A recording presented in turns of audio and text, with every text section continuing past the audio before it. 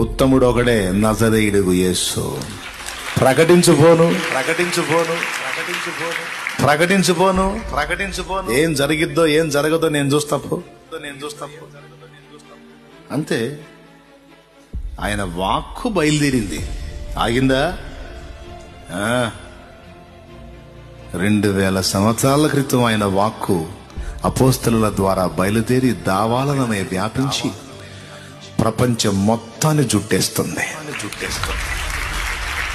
ఎంతమంది దీన్ని ఆపేయాలని ట్రై చేశారో. ఈ బైబుల్ లేకుండా చేస్తానని శపథం చేశాడు ఒకడు. ఆడే లేకుండా పోతే ఆడి ఇంటినే బైబిల్ ప్రింట్ చేయటానికి తీసుకున్నారు. దేవునికి మహిమ. తెలుసా మీకు? అసలు బైబిల్ లేకుండా చేస్తానన్నాడు. బైబిల్ లేకుండా చేస్తానన్నాడు, లేకుండా పోయాడు. ఆడి ఇంటినే తీసుకుని బైబిల్ అచ్చు యంత్రం పెట్టి అందులో ప్రింట్ వేశారు.